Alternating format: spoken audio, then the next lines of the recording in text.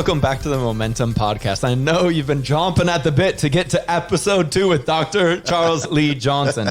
This is Dr. Nathan Iverson, Dr. Charles Lee Johnson. Today's question, what is privilege? Hey, what's going on, everybody?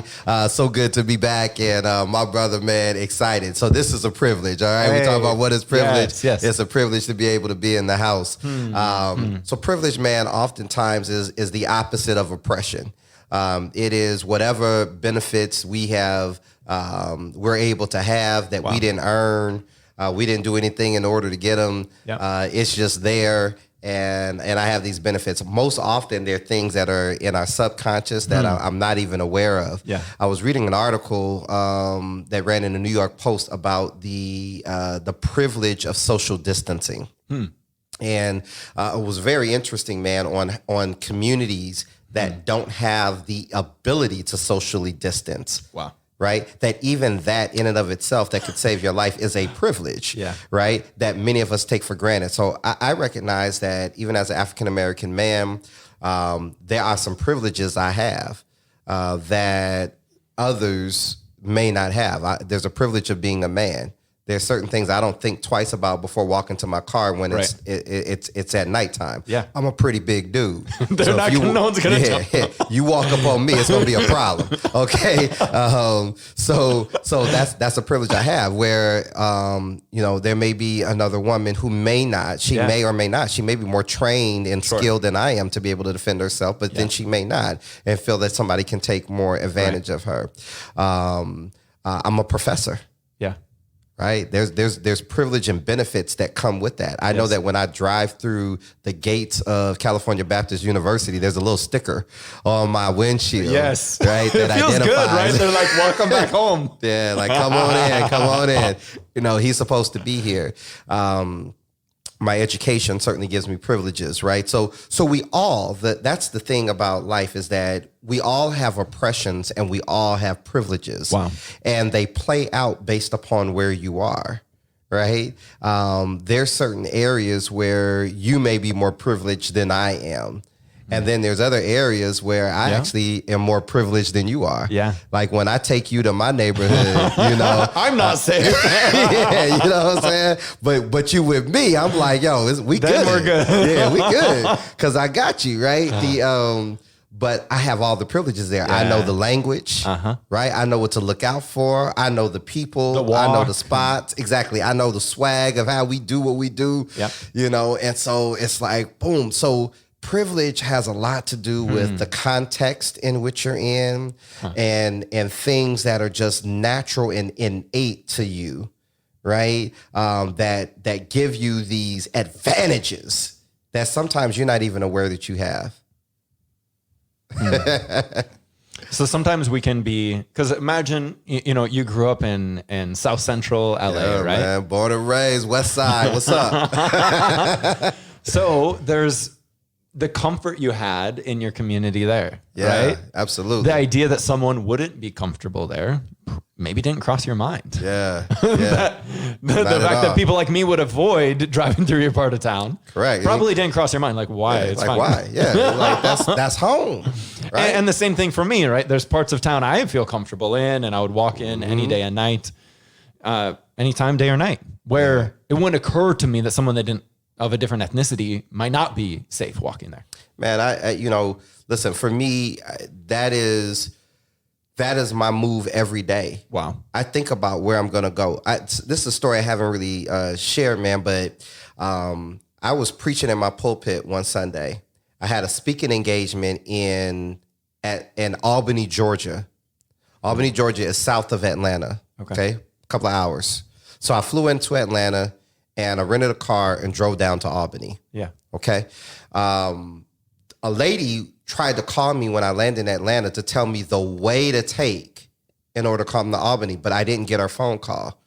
So I took what the Google Maps brings. Exactly, man. So I just took what they said.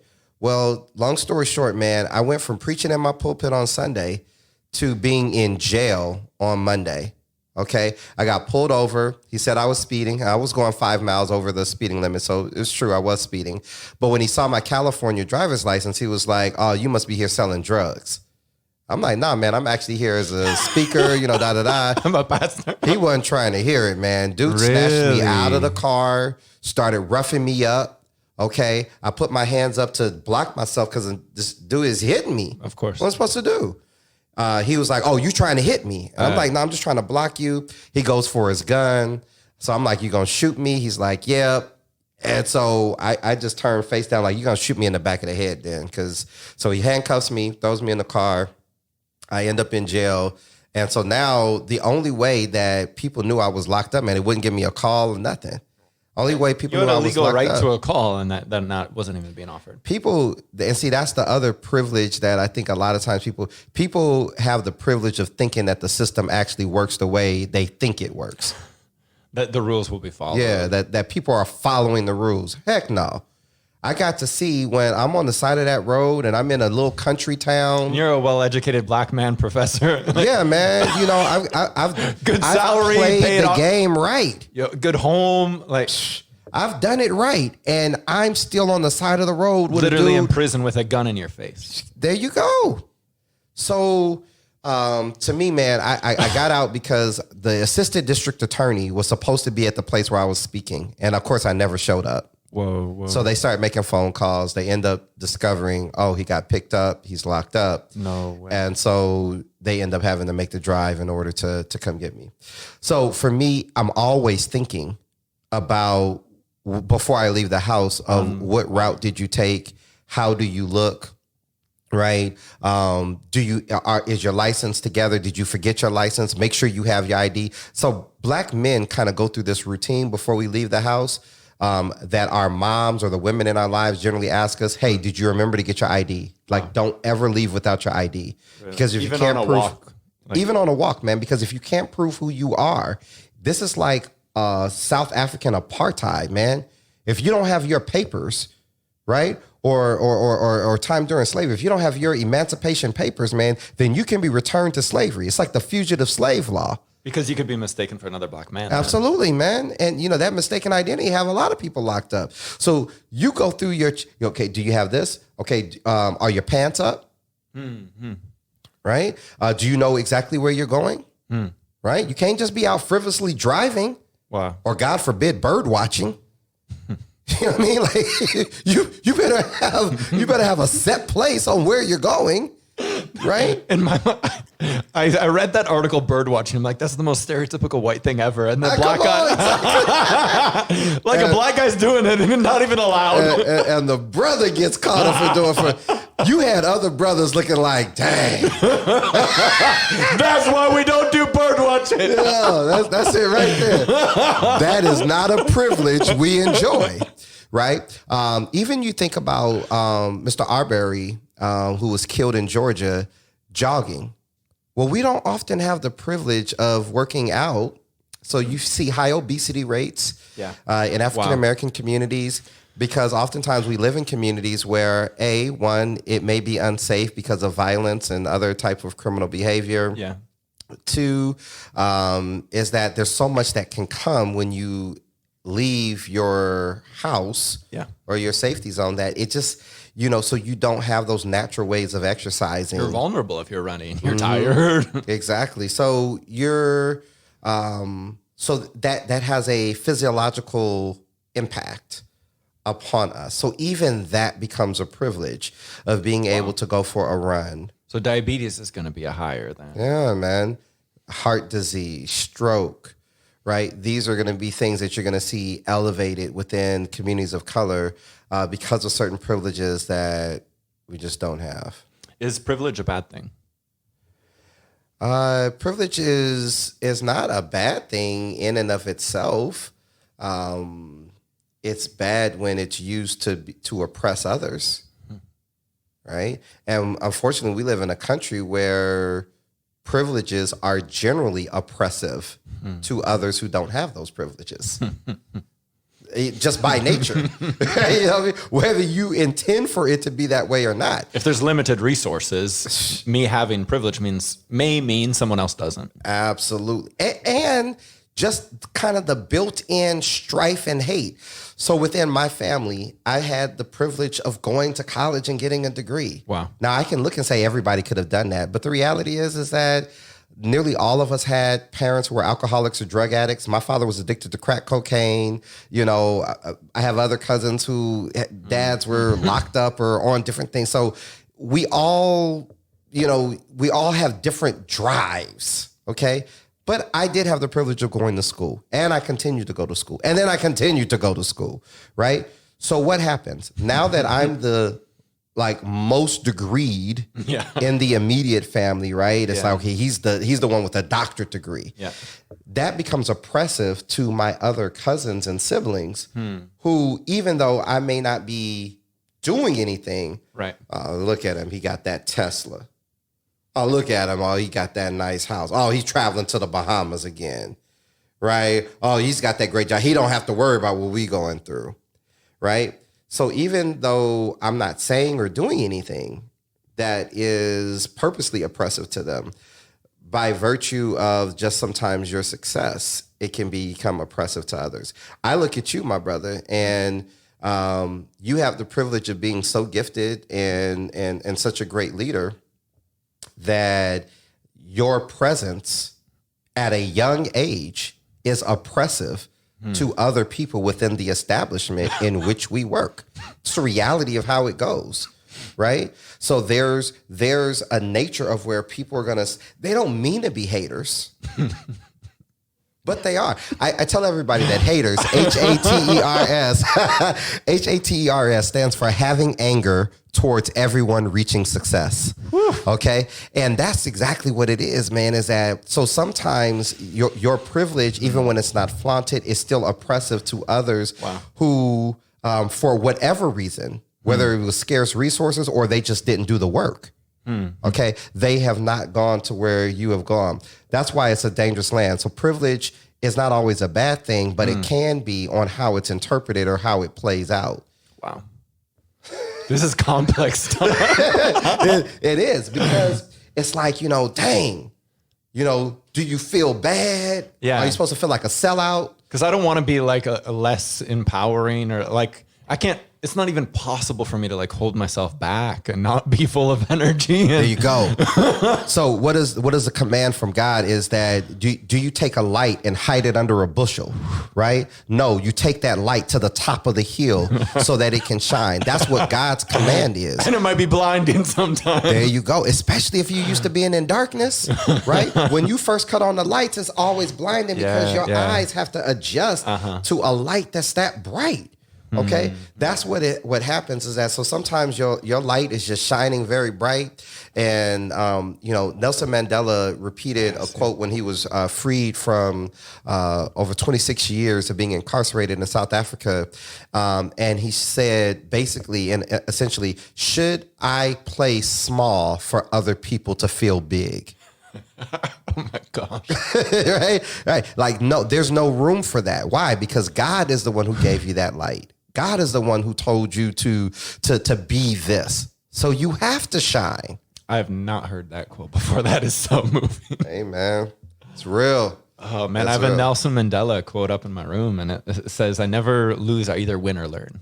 I love it. He is full of wisdom, and he learned that in a very dark place, right? Right. He turned his place of oppression into a place of privilege.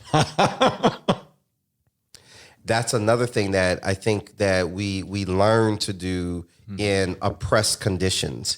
Wow. Is you learn how to turn your obstacles, right, or your adversities into advantage. How to turn your mess into your message, right? That's the move. So what could be one of my oppressions is that I was raised where I was raised, right? It was also a great privilege. You learn how to hustle. Oh man, I got hustle in me all day.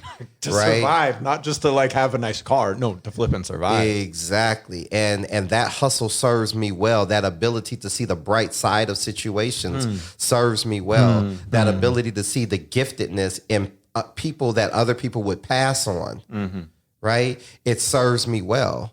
And so those are things that I learned in that place that give me more of an advantage in this new place. Yeah, right? you have a different energy.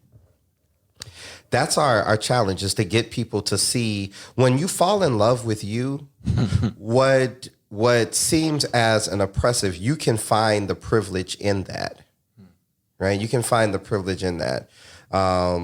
So I think we've played with the privileged idea too much along racial lines, maybe sexual lines, maybe even sexual orientation lines, religious lines. When the reality is that maybe the deeper spot is not even around, what is privilege or who has privilege. We all do. Yeah. Right? How do you walk in your privilege in a way that's not oppressive to others? Steward privilege. There you go. That's the real challenge. And that's the goal for us every day, is to be humble and to sit in our place of privilege and still be graceful and generous and kind and welcoming to others who may have a different set of privileges. Yeah, any privilege probably can be used to shut people up or invite people to the table. There you go.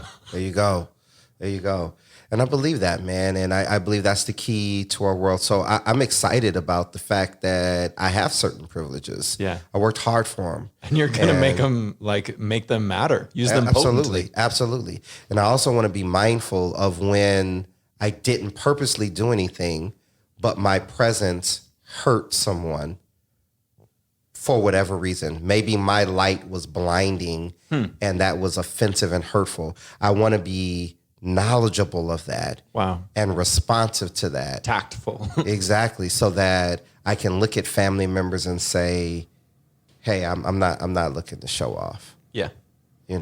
I'm not looking to show off. I'm not also looking to feel like I got to finance everybody either. Or to hide what you have either, right? Like that you can buy a nice home, you can go on vacation with your family. Exactly. And not have to be have it be a secret. That I used to live with that, man. That was a hard thing for me is to play small so other people can feel like, and I finally got to a place where I told my wife, I'm like, man, I can't do that no more. I want to be comfortable being me. It's boring to pretend to be someone else. It is. But that also we have to do it in a responsible way. And I think that was the lesson to learn there is let's do it responsibly. Yeah. To where we're not making other people feel bad. But we can welcome people into enjoying some of the privileges of whatever we've been able to have. I love it. We always like to close with closing inspiration of action. Yeah. What closing inspiration of action around the idea of privilege, maybe stewarding privilege, would you like to leave our listeners with? Yeah, I would challenge everybody to create a list of 3 to 5 privileges just that you have. Just to open up the memo on your phone, your iPad, I love it. Whatever. Just list them out, and then as you list them out and you look at them, how can you share the benefits of that privilege with somebody who may not have it? Very easy. Very easy. Or maybe it sounds easier than it actually is. Share or steward to lift other people's up. Yeah. And that the command that Jesus gave to the rich man who came and said, man, I've got it all. Jesus said, all right, cool. Give it away. Give it away and come follow me. And the reality is that it wasn't giving away in that now you're going to be poor. It was giving away meaning now share that with everyone. Bless others as you follow me. Okay, you've had that privilege. And keep making a ton of money so you can bless more people. There you go. So we lose sight of that, right? Is that it's didn't say stop making money. There you go. Like, God ain't trying to tell you to be broke. Hey, you can be good out here. But give it away. Be kind and be knowledgeable about others around you and how you can bless them.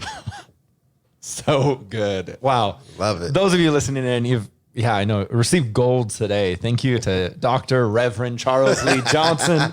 What's up? And if you missed last week's episode, please tune in on that question. What is justice? This week, what is privilege? Next week, we'll be jumping into COVID, how this has influenced, affected communities of color at work, at home. We talk a lot about the workplace as organizational psychologist, and Dr. Charles Lee Johnson is a social worker, directs a social work program. So we really direct these complementary programs, right? We need social programs. We need workplaces that are healthy. Next week is about that. How have oppressed communities been influenced and impacted by COVID? Love it. All right. We'll see you next week. Thanks for listening. Be blessed, y'all.